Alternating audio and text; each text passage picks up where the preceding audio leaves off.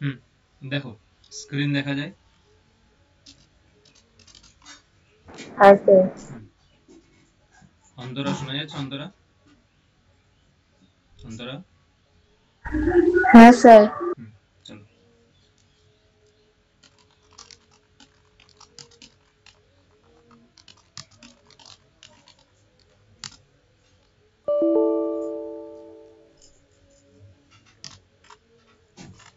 দেখো, এই যে সিদ্ধান্ত কৌমুদের যে আমরা মোট কটা প্রকরণ পড়েছিলাম, সিদ্ধান্ত কৌমুদিতে মোট কটা প্রকরণ পড়েছিলাম?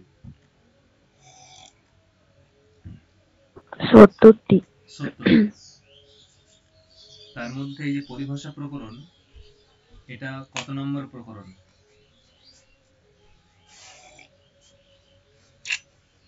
হুম, এই পরিভাষা প্রকরণটা কত নম্বর প্রকরণ?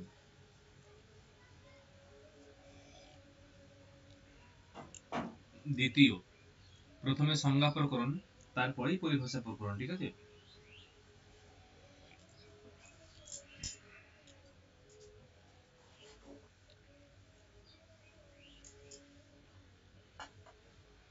এখন এই যে পাণিনীয় ব্যাকরণে 6 প্রকার সূত্র আছে, ঠিক আছে? পাণিনীয় ব্যাকরণে 6 প্রকারের সূত্র আছে। আমরা জানি কি 6 প্রকারের সূত্র কি কি? হুম, 6 প্রকারের সূত্র কি কি জানা আছে কারোর? পিয়ালি, অন্তরা?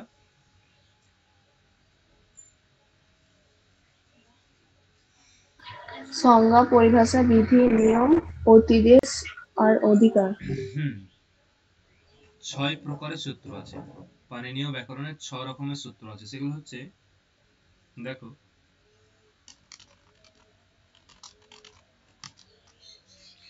আচ্ছা আর বড় করতে হবে স্ক্রিনটা,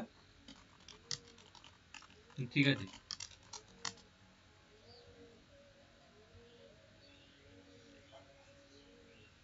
পাণিনীয় ব্যাকরণের 6 রকমের সূত্র আছে। কি কি দেখো? সংজ্ঞা চ পরিভাষা চ বিধির নিয়ম এব চ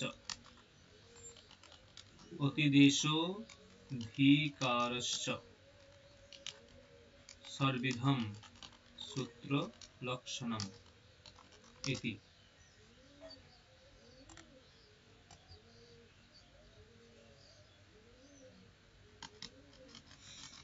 না কি কি হলো এখানে?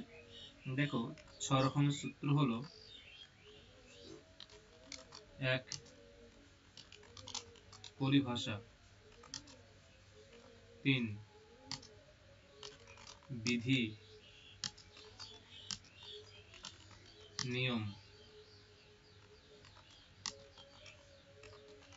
অতিদেশ, অধিকার।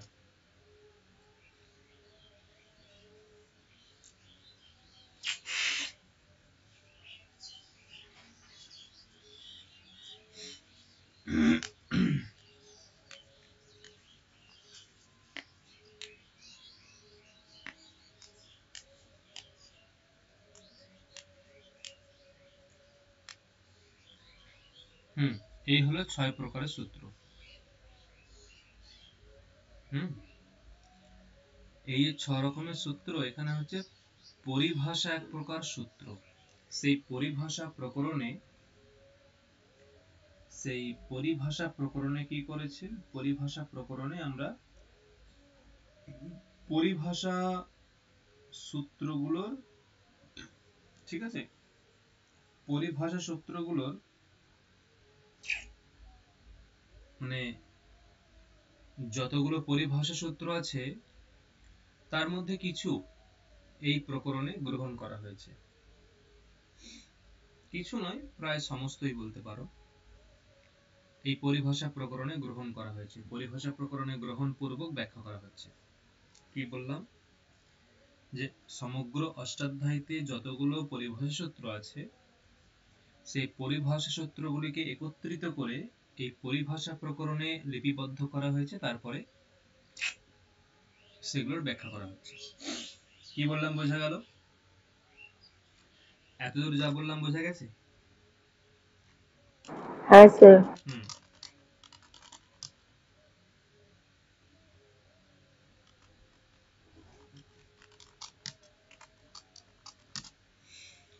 এই পরিভাষা সূত্র কাকে বলে? পরিভাষা সূত্র কাকে বলে? উত্তরে বলছে দেখো, যে অনিয়মে অনিয়মে নিয়ম কারিণী পরিভাষা, এটা হচ্ছে পরিভাষা সূত্রের সংজ্ঞা। অনিয়মে নিয়মকারিণী পরিভাষা, অর্থাৎ এই এর বক্তব্য কি?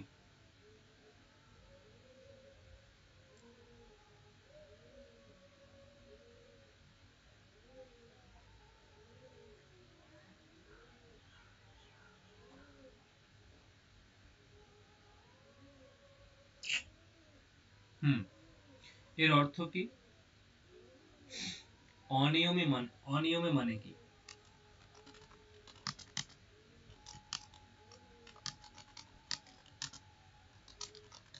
যেখানে সন্দেহ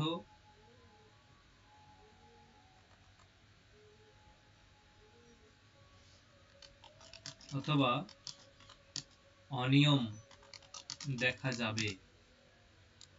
অনিয়মে অর্থাৎ যেখানে সন্দেহ বা অনিয়ম দেখা যাবে। হুম,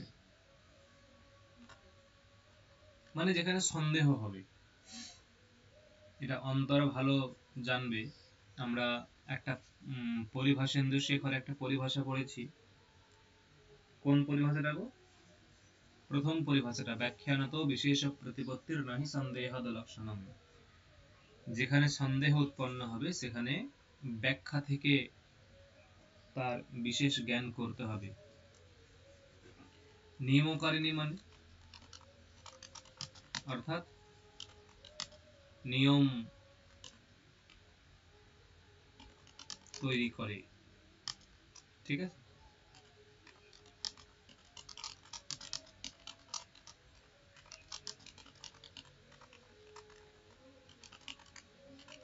হুম, বুঝে গেল? মানে যে সকল স্থলে সন্দেহ উৎপন্ন হয় সেই সকল স্থলে ওই সন্দেহটা দূর করে একটা নিয়ম করে দেয়। ওই সন্দেহটা দূর করে একটা নিয়ম করে দেয়, দিয়ে সেখানে কার্যবিধান করে। এইটা হচ্ছে এই লাইনটার তাৎপর্য। অনিয়মে নিয়মকারিণী পরিভাষা, এবং এটা হচ্ছে পরিভাষা সূত্রের একটা সংজ্ঞা। পরিভাষা সূত্র কাকে বলে? অনিয়মে নিয়মকারিণী পরিভাষা। এটা এই পরিভাষা সূত্রগুলো কি হয়, মানে বিধি সূত্রগুলি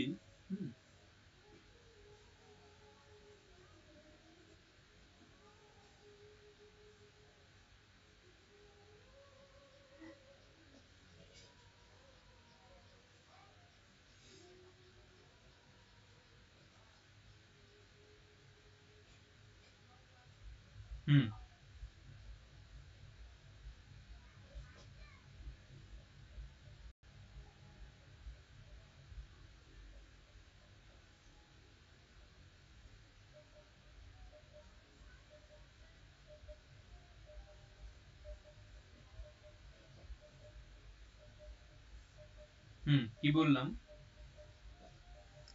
এই যে যেগুলো বিধিসূত্র, ঠিক আছে, এই বিধিসূত্রগুলো কি হয়, বিধিসূত্রগুলো অধিকাংশ বিধিসূত্রই, ঠিক আছে, অধিকাংশ বিধিসূত্র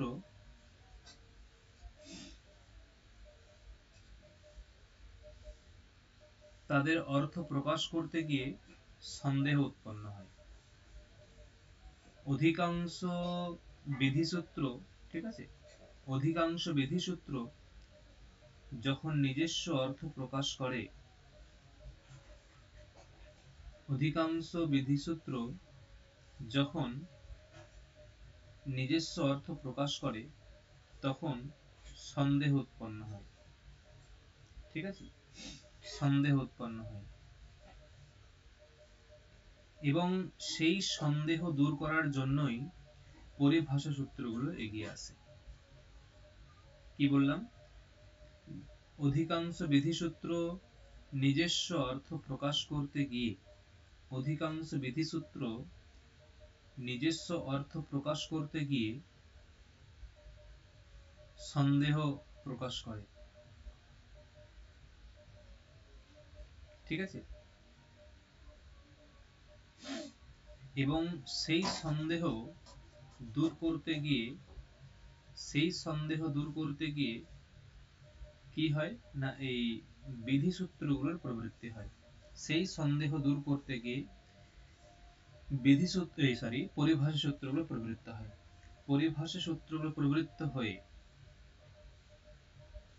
পরিভাষা সূত্রগুলি প্রবৃত্ত হয়ে সেখানে সন্দেহ দূর করে।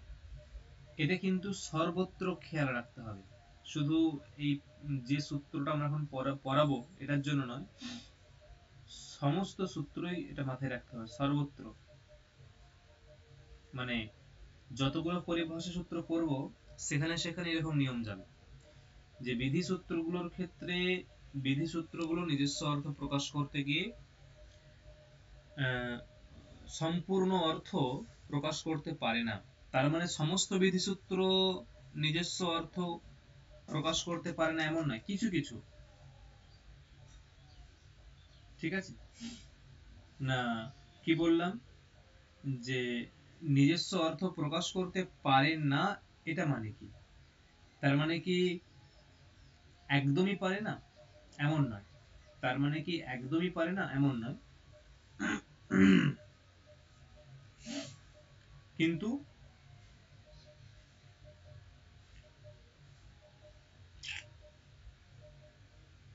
কোথাও গিয়ে একটা সন্দেহ, মানে কোথাও গিয়ে একটা সন্দেহ তৈরি করে ফেলে। ঠিক আছে,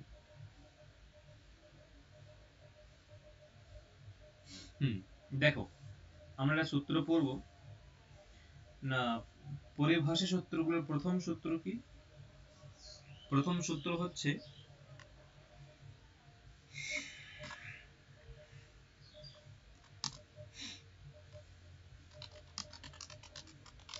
ইকো গুণবৃদ্ধি। ঠিক আছে,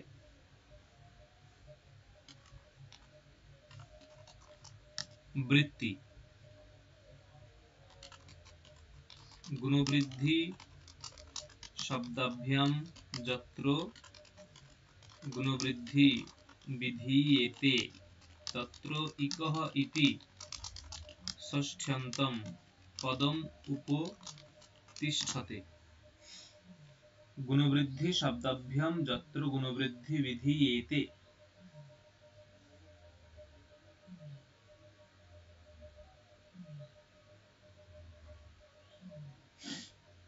গুণবৃদ্ধি শব্দাভ্যাম যত্র গুণবৃদ্ধি বিধীয়েতে তত্র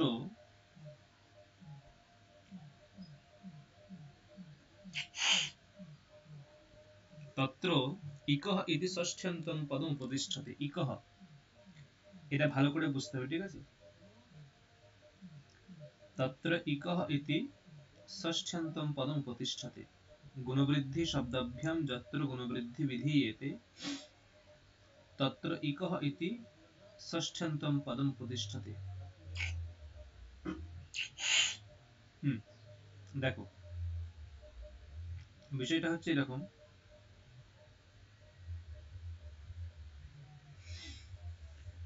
বলছে এর অর্থ হচ্ছে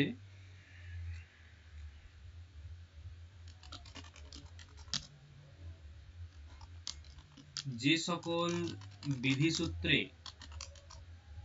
গুণ ও বৃদ্ধি শব্দের উল্লেখ পূর্বক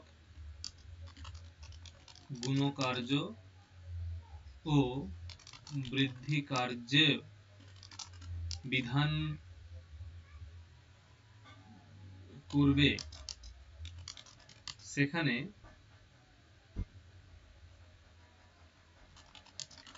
ইকো গুণবৃদ্ধি এই পরিভাষা সূত্র থেকে ইকহ এই ষষ্ঠী বিভক্তি যুক্ত পদটি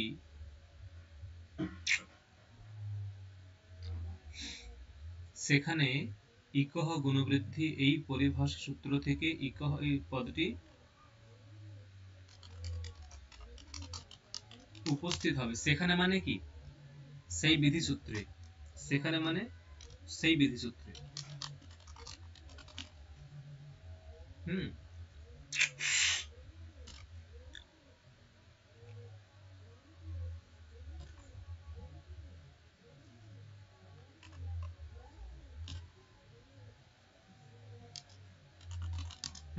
দেখো তাহলে কি হলো, গুণবৃদ্ধি শব্দাভ্যাম যত্র গুণবৃদ্ধি বিধীয়েতে তত্র ইকহ ইতি ষষ্ঠান্তম মদুপতিষ্ঠতে। মানে মূল বক্তব্য হচ্ছে এরকম যে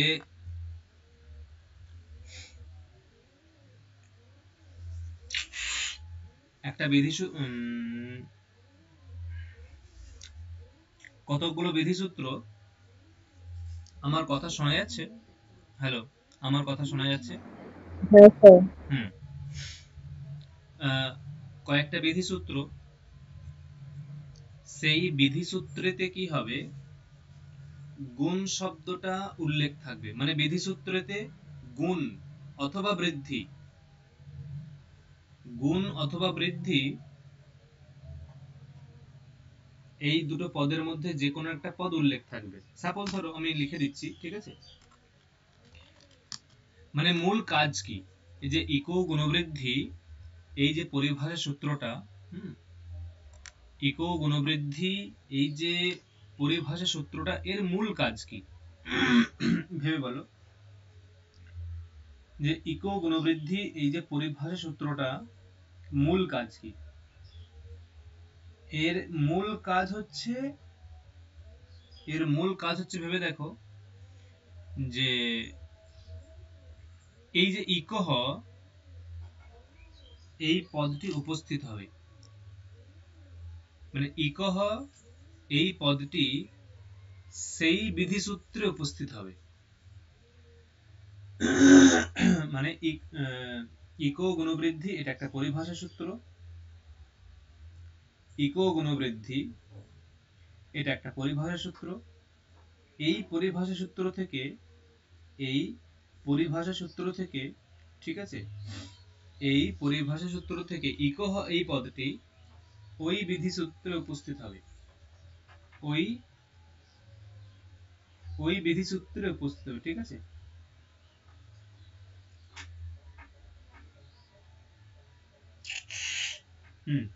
ওই পরিভাষা সূত্রতে উপস্থিত হবে। কিন্তু বিষয়টা হচ্ছে যে কোন বিধিসূত্রেতে?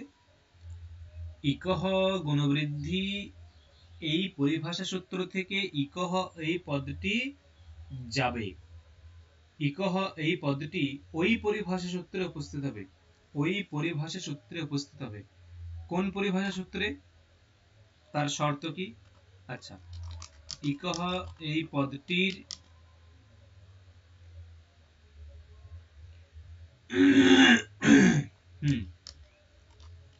কোন বিধিসূত্রে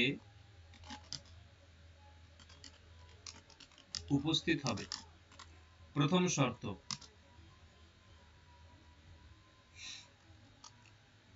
যে সকল বিধিসূত্রেতে গুণ অথবা বৃদ্ধি কার্যের সাক্ষাৎ উল্লেখ থাকবে।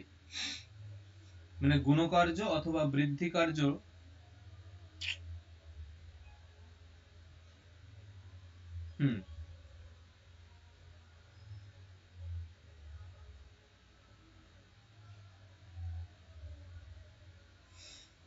তাহলে কি বললাম?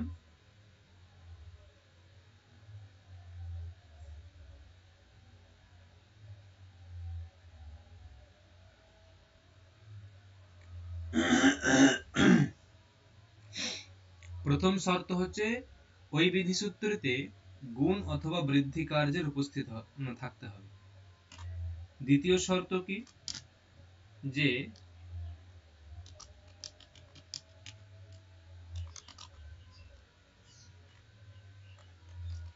ওই বিধিসূত্রের দ্বারা যদি গুণকার্য অথবা বৃদ্ধি কার্যের বিধান করা হয়, মানে দুটো শর্ত। এবং 3 নম্বর কি,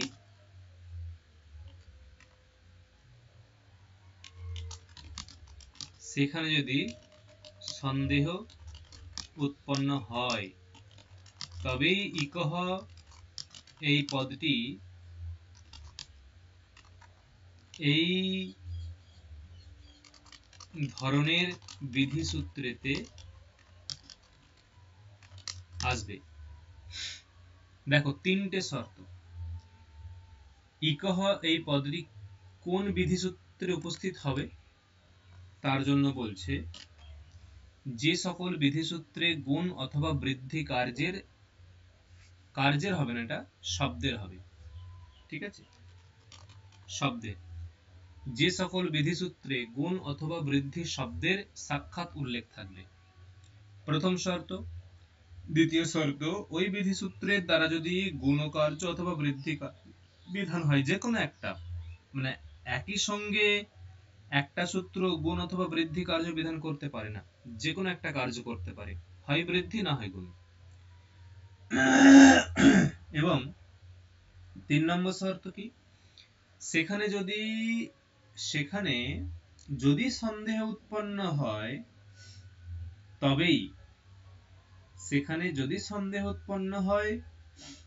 তবেই এই বিধিসূত্র যাবে। এটা আবার খেয়াল রাখতে হবে, সেখানে যদি সন্দেহ উৎপন্ন হয় তবেই সেখানে বিধিসূত্রের প্রবৃত্তি হবে, না হলে কিন্তু হবে না।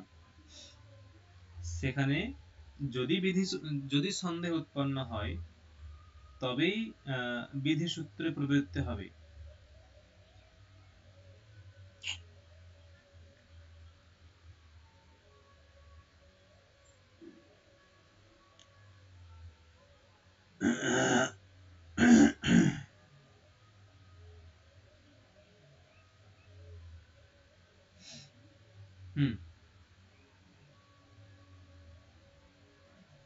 চলো, একটা সূত্র আছে, উদাহরণস্থল।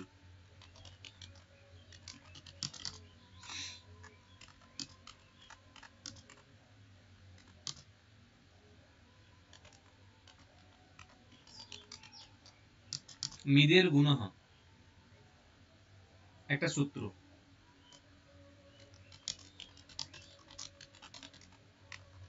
এটি একটি বিধিসূত্র। মিদের গুণঃ এটি একটি বিধিসূত্র। এর অর্থ কি হবে, মিদ ধাতুর গুণ হবে সার্বধাতুক অথবা আর্ধধাতুক প্রত্যয় পরে থাকলে। মিদ ধাতুর গুণ হবে সার্বধাতুক অথবা আর্ধধাতুক প্রত্যয় পরে থাকলে। আচ্ছা, সার্বধাতুক অথবা আর্ধধাতুক এরকম কোন কনসেপ্ট আছে, জানা আছে কি? স্নেহা, স্বর্ণালী, পিয়ালি, অন্তরা, জানা আছে? সার্বধাতুক তো তিং আর শীত, আর আর্ধধাতুক তো তিং আর শীত, এই প্রত্যয়গুলো ছাড়া যেগুলো আছে। কোথায় পড়েছো এটা? স্যার এটা সৌমদীপ্ত স্যার বলেছিলেন।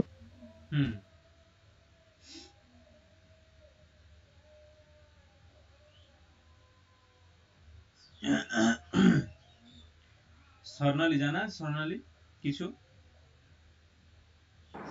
না স্যার। বলছি, দেখো তোমরা একটা জানো যে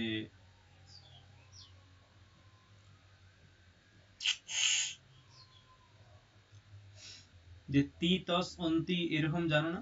তি তস অন্তি সি থস থ, এরকম একটা নিয়ম জানো? তি তস অন্তি জানা আছে নাকি না? জানা আছে তি তস অন্তি? হুম, হ্যাঁ স্যার।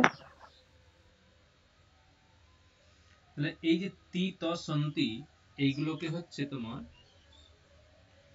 তিন কোণগুলো মানে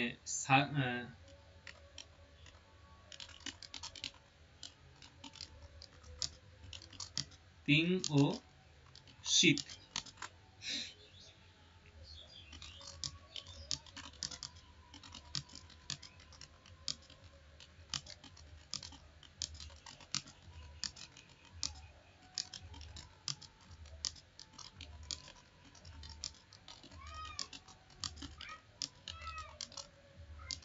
এইগুলো হচ্ছে তিং, এই 18টাকে তিং বলে।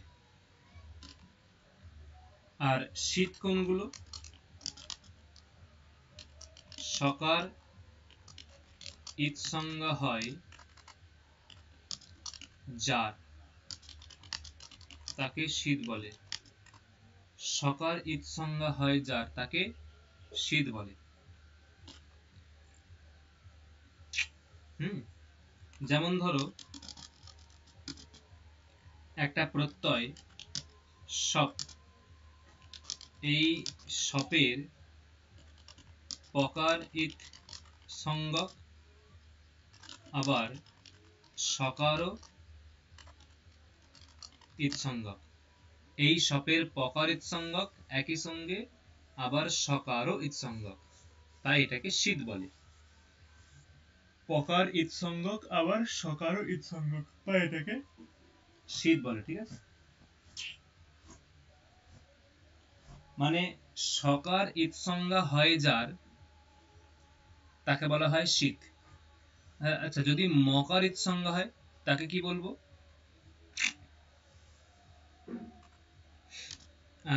যদি মকার ইৎ সংজ্ঞা হয় তাকে কি বলবো?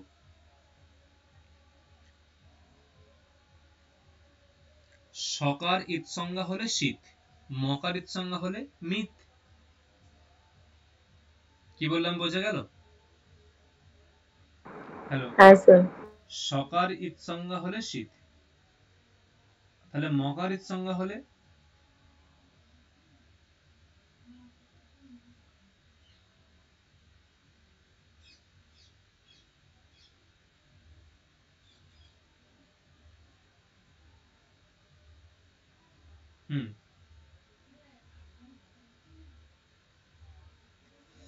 তাহলে মকার ইৎ সংজ্ঞা হলে মিত।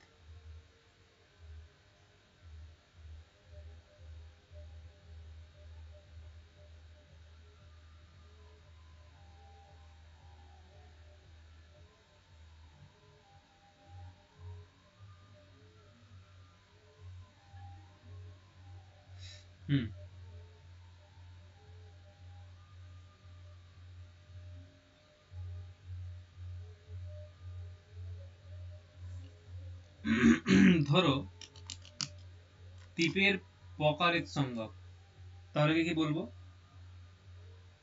এই টিপের পকারটা ইৎ সংজ্ঞক, তাহলে এটাকে কি বলবো? যেমন মকার ইৎ সংজ্ঞা হলে মিত, সকার ইৎ সংজ্ঞা হলে শীত, তাহলে এই টিপের পকার ইৎ সংজ্ঞক, তাহলে একে কি বলবো?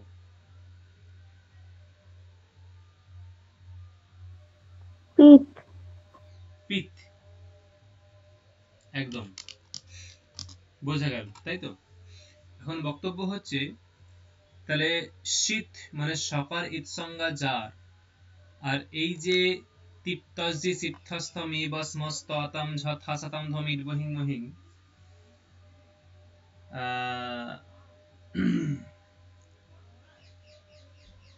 ঠিক আছে, এইগুলো হচ্ছে সার্বধাতুক প্রত্যয়, আর এইগুলো বাদ দিয়ে বাকি সব আর্ধধাতুক প্রত্যয়। তাহলে সার্বধাতুক প্রত্যয় এবং আর্ধধাতুক প্রত্যয় পরে থাকলে মিথ ধাতুর গুণ হবে। দেখো অর্থটা দেখো, মিথ ধাতুর গুণ হবে।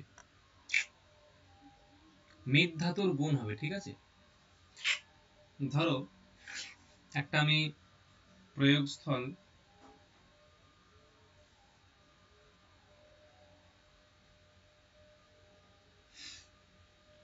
ধরো বললাম উদাহরণ,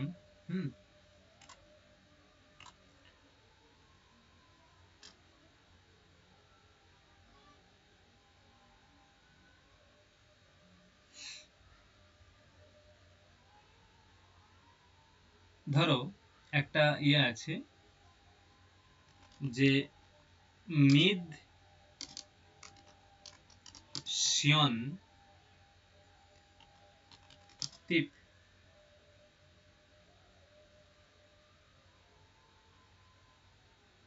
ঠিক আছে।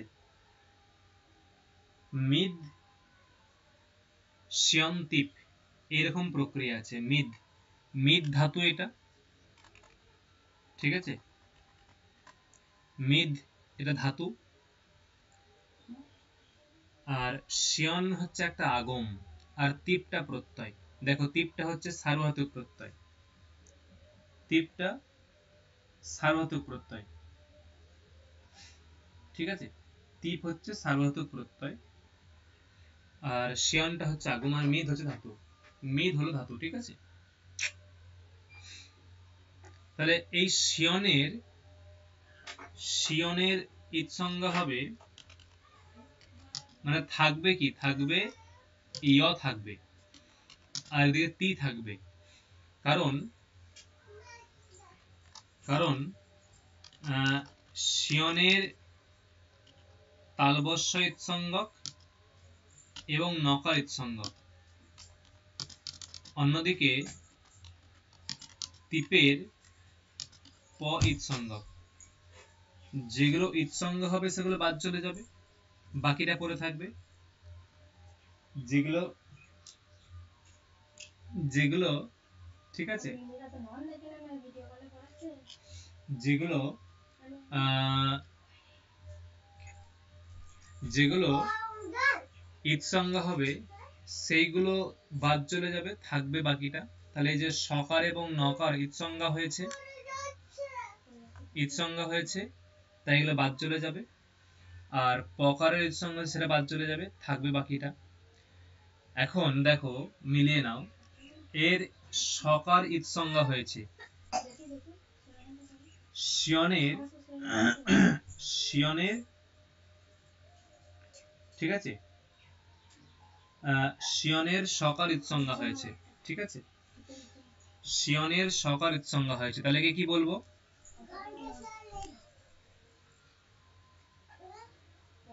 শিয়নের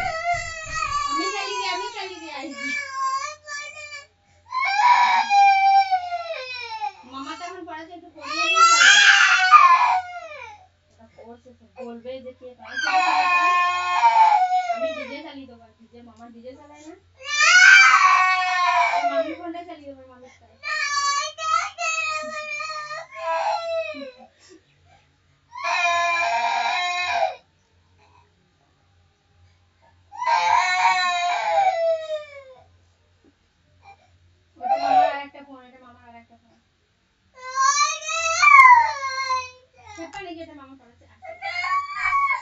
আমি ফোন দিচ্ছি।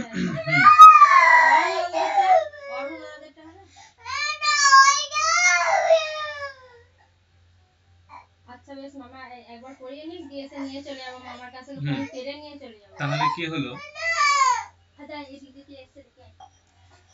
তাহলে এই যে সকারটা ইৎসঙ্গ হয়ে গেল, ঠিক আছে, সকারটা ইৎসঙ্গ হলো, তাহলে কি শীত বলবো?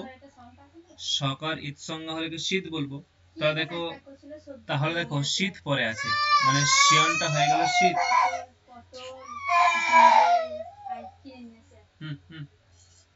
শিয়নটা হয়ে গেল শীত, ঠিক আছে।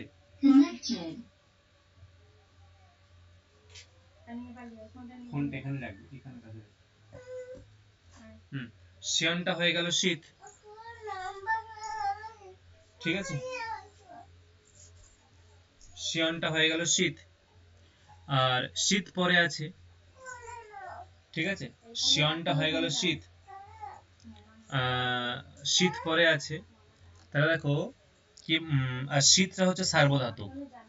ভেবে দেখো, শীত হচ্ছে সার্বধাতুক, তার মানে শিয়ন পরে আছে, শিয়নের তালব্যস্যে ইৎসঙ্গক, শিয়নের তালব্যস্যে ইৎসঙ্গক, তালব্যস্যে ইৎসঙ্গ হওয়ার জন্য শিয়নটা হচ্ছে শীত, শিয়নটা হচ্ছে শীত, আর যেটা শীত সেটা সার্বধাতুক।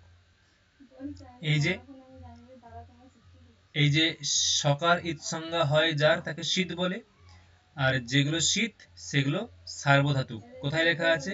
এই যে তিং ও শীত, এই যে তিং ও শীত সার্বধাতুক, ঠিক আছে? তিং ও শীত সার্বধাতুক। দেখো, শীত ও সার্বধাতুক, তিং ও সার্বধাতুক, শীত ও সার্বধাতুক, তিং ও সার্বধাতুক।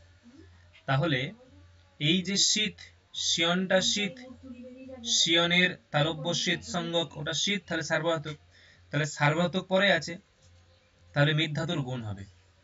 সার্বধাতুক পরে আছে, তাহলে মৃৎ ধাতুর, দেখো লেখা আছে মৃৎ ধাতুর গুণ হবে। কখন হবে? সার্বধাতুক অথবা আর্ধাতুক প্রত্যয় পরে থাকলে। মৃৎ ধাতুর গুণ হবে কখন হবে? সার্বধাতুক অথবা আর্ধাতুক প্রত্যয় পরে। আচ্ছা, শোনা যাচ্ছে আমার কথা? আমার কথা শোনা যাচ্ছে ক্লিয়ার? হ্যাঁ স্যার। তাহলে কি বললাম, যে সার্বধাতুক অথবা আর্ধাতুক প্রত্যয় পরে থাকলে মৃৎ ধাতুর গুণ হবে। তাহলে এই শিয়নটা বলতো সার্বধাতুক না আর্ধধাতুক? শিয়নটা সার্বধাতুক না আর্ধধাতুক? স্যার সার্বধাতুক। সার্বধাতুক। স্বর্ণালী, বোঝা গেছে বা হ্যাঁ স্যার। ক্লিয়ার তো? সার্বধাতুক। এখন বক্তব্য, এই যে গুণ বিধান করছে, বলেছে সার্বধাতুক প্রত্যয় পরে থাকলে মৃৎ ধাতুর গুণ হবে। এই গুণ বিধানটা কোন সূত্র দিয়ে করছে? এটা কোন সূত্র বলছে? সার্বধাতুক অথবা আর্ধাতুক প্রত্যয় পরে থাকলে মৃৎ ধাতুর গুণ হবে, এটা কোন সূত্র বলছে? মৃদের গুণহ এটা, তাই তো? হ্যাঁ কি না? মৃদের গুণহ এই সূত্রটা বলছে। হ্যাঁ স্যার। এই যে মৃদের গুণহ, এই সূত্রটি বিধি সূত্র, বিধি সূত্র। দেখো, এই যে মৃদের গুণহ, এখানে বলছে যে গুণ হবে। আচ্ছা, এই সূত্রের অর্থ হচ্ছে আনকমপ্লিট, এটা ক্লিয়ার নয়। কেন? দেখো, প্রথম ছিল কি, এখানে গুণ শব্দের উল্লেখ আছে, আছে হ্যাঁ কিনা? সূত্রেতে গুণ শব্দের উল্লেখ আছে, হ্যাঁ কিনা? হ্যাঁ।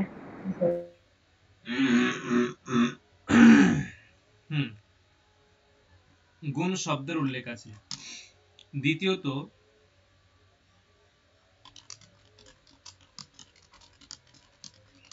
গুণ কার্যের বিধান করা হচ্ছে। কারণ কি বলছে? কি বলছে? যে গুণ কার্যের বিধান করা হচ্ছে। কেন বল? কোথায় বলছে? না, মৃৎ ধাতুর গুণ হবে। গুণ হবে মানে কি? গুণ একটা কার্য, মৃৎ ধাতুর গুণ হবে, গুণ একটা কার্য। তাহলে এই এই এই বিধিসূত্র দিয়ে গুণ কার্যের বিধান করা হচ্ছে, এই বিধিসূত্র দিয়ে গুণ কার্যের বিধান করা হচ্ছে, ঠিক আছে? এই বিধিসূত্র দিয়ে গুণ কার্যের বিধান করা হচ্ছে, তাই এটা হচ্ছে এখানে। তাই এখানে কি হবে? এই বিধিসূত্র দিয়ে গুণ কার্যের বিধান করা হচ্ছে, তাই এখানে কি হবে? যে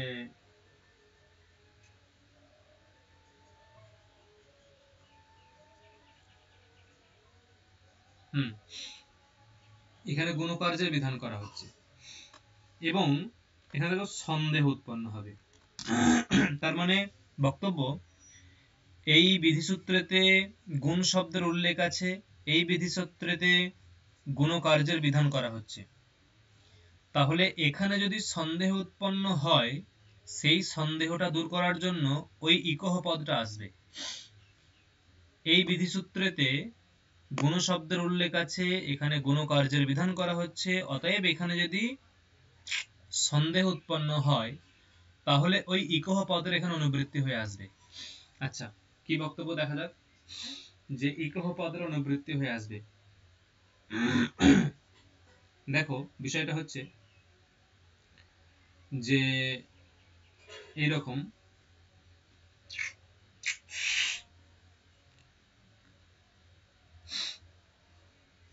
কোথায় সন্দেহ উৎপন্ন হচ্ছে, শুধু বলেছে মিদ ধাতুর গুণ হবে, মিদের গুণহ, সূত্রের অর্থ কি বলেছে, মিদের গুণহ সূত্রের অর্থ কি বলেছে, একটু ভেবে দেখো তো, বলো তোমরা। মিদের গুণহ সূত্রের অর্থ কি বলা হয়েছে বলো, রিপিট।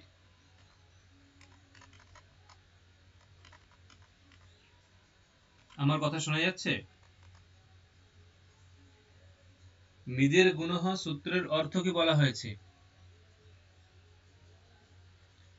মিদ ধাতুর গুণ হবে সার্বধাতুক অথবা আর্ধাতুক প্রত্যয় পরে থাকলে।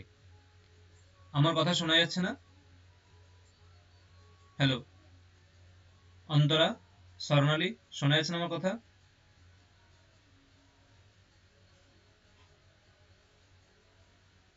হ্যালো, আমার কথা শোনা যাচ্ছে না? হ্যাঁ স্যার, শোনা যাচ্ছে। তা সাড়া দিচ্ছ না। মিদ ধাতুর গুণ হবে কখন হবে, সার্বধাতুক অর্থ অর্থাৎ অথবা আর্ধাতুক প্রত্যয় পরে থাকলে। দেখো বলেছে মিদ ধাতুর গুণ হবে, বলেছে মিদ ধাতুর গুণ হবে, ঠিক আছে। এই মিদ, মিদ বলতে এটা, এর গুণ হবে, এটা মিদ ধাতু, এর গুণ হবে। কিন্তু ভেবে দেখো মিদ ধাতুতে কতগুলো বর্ণ আছে, ম, ই, দ, ইয়া, তি, মানে এইটা হচ্ছে মিদ ধাতুর অক্ষর এইগুলো। এখন বক্তব্য, গুণটা কার স্থানে হবে,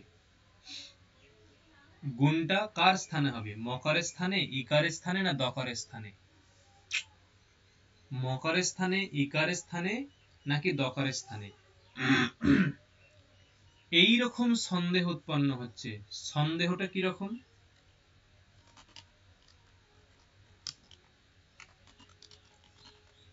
গুণকার্যটি কোথায় হবে,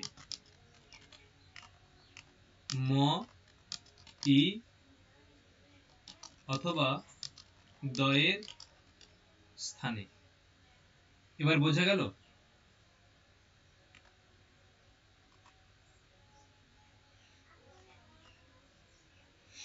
কি বললাম বোঝা গেল, হ্যাঁ কিনা দেখো।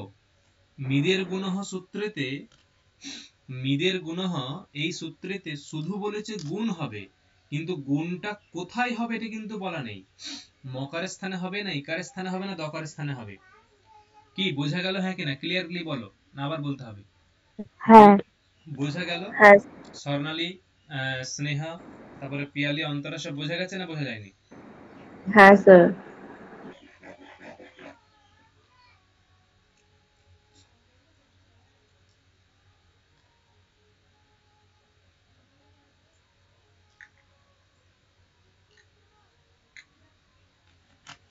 হুম, গুণটা কোথায় হবে, ম, ই, দ, সেটা কিন্তু ক্লিয়ারলি বলা নেই, তাই সন্দেহ। এখন যখন এরকম সন্দেহ হচ্ছে, তখন ইকহ গুণবৃদ্ধি বলছে যে দেখো আমি কিন্তু মিদের গুণহ এই সূত্রেতে যেতে পারবো, মানে ইকো গুণবৃদ্ধি এই পরিভাষা সূত্রের যে ইকহ পদটা, এই ইকহ পদটি বলতে চাইছে যে দেখো আমি কিন্তু মিদের গুণহ এই সূত্রেতে যেতে পারবো, ঠিক আছে, যেতে পারবো। তখন কেন যেতে পারবে, কেন আসতে পারবে, কারণ মিদের গুণহ এটা একটা বিধিসূত্র, এখানে গুণ পদের উল্লেখ আছে, এখানে গুণকার্য বিধান করা হচ্ছে। 3 নম্বর, এখানে সন্দেহ উৎপন্ন হচ্ছে। অতএব এত কিছু করে, এত কিছু মানে এই তিনটে শর্ত থাকার জন্য, এই তিনটি শর্ত থাকার জন্য এখানে এখানে ওটা আসতে পারবে, ঠিক আছে। তিনটি শর্ত এখানে থাকার জন্য এখানে ওই যে ইকহ পদরা আসতে পারবে। তাহলে যদি ইকহ পদরা আসে তাহলে কি অর্থ হবে? দেখো,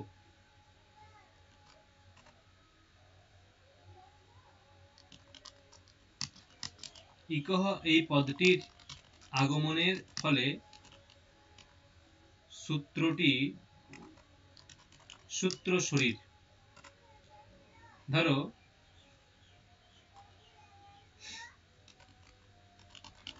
মিদের গুণহ আর ইকহ পদটা এলো,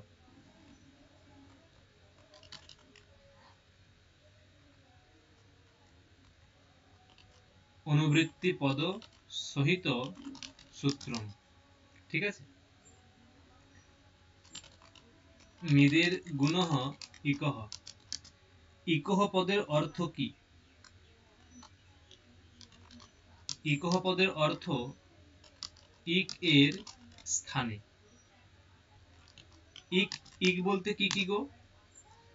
ইক বলতে কি কি? ই উ রি লি। ইক বলতে ই উ রি লি, ই উ রি লি, ঠিক আছে? তাহলে দেখো, যখন ইকহ পদটা অনুবৃত্তি হয়ে বা ইকহ পদটা যখন মিদের গুণহ এই সূত্রেতে এলো, ইকহ পদটা যখন মিদের গুণহ এই সূত্রেতে এলো, তখন মিদের গুণহ এই সূত্রটার একটা নতুন অর্থ হলো। ইকহ এই পদটি যখন মিদের গুণহ এই সূত্রেতে উপস্থিত হলো, তখন মিদের গুণহ এই সূত্রের একটা নতুন অর্থ এলো। কি অর্থ এলো? সেটা হচ্ছে এরকম যে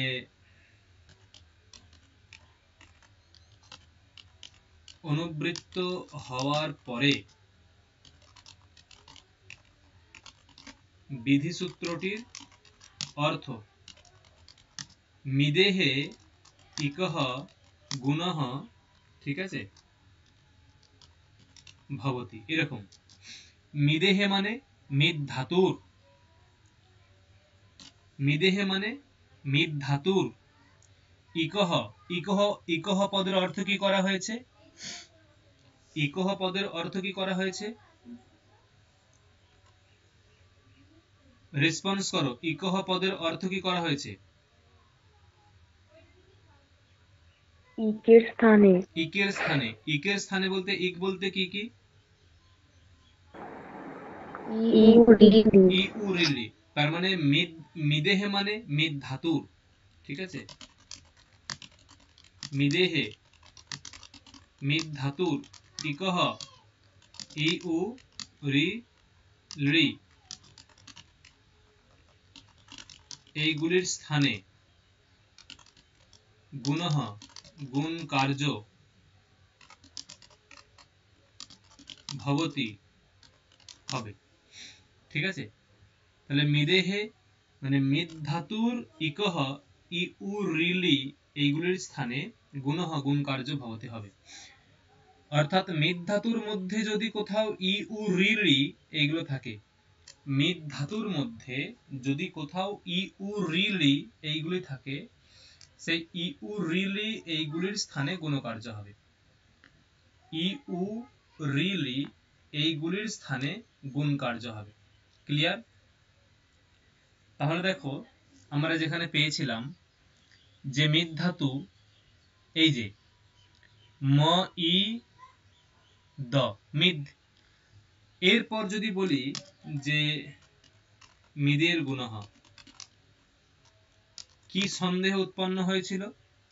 সন্দেহটা কি উৎপন্ন হয়েছিল? যে মিদ ধাতু তার গুণটা কোথায় করব আমি? মিদ ধাতুর গুণ হবে, মিদ ধাতুর গুণ হবে, ঠিক আছে, কিন্তু গুণটা করব কোথায়? মকার স্থানে, ইকার স্থানে, দকার স্থানে। এখন কেবলমাত্র মিদের গুণহ এই বিধি সূত্রটা ওই অর্থটা ক্লিয়ার করতে পারছিল না। মিদের গুণহ ওই অর্থটা ক্লিয়ার করতে পারছিল না, সন্দেহটা দূর করতে পারছিল না, সেই জন্য ইকহ পদের অনুবৃত্তি করে এখানে আনা হলো। ইকহ পদরা অনুবৃত্তি করে আনা হলো, অনুবৃত্তি করে এসে ইকহ পদরা বলে দিল, দেখো ভাই, মিদ ধাতুর মধ্যে যদি কোনো ইক থাকে, সেই ইকের স্থানে গুণ হবে। তাহলে মিদ ধাতুর মধ্যে ইক আছে, হ্যাঁ কিনা? ইক বলতে কি কি? ই উ রি লি, ই উ রি লি, এগুলোকে ইক বলে। তাহলে মেদ ধাতুর মধ্যে ইক আছে, হ্যাঁ কি না? হ্যাঁ। তাহলে ই হচ্ছে, এই যে এটা হচ্ছে ইক, এটা হলো ইক। তাহলে এই যে ইকারের গুণ হয়ে একার হয়ে যায়, ইকার গুণ করলে একার হয়, ঠিক আছে? তাহলে হবে মটা হয়ে গেল মে, বা এরকম ম এ দ ইয়তি যোগ করলে হবে মেদ্যতি। এইটি হচ্ছে সাধুরূপ। দেখো বোঝা গেল হ্যাঁ কিনা? বোঝা গেছে হ্যাঁ কিনা?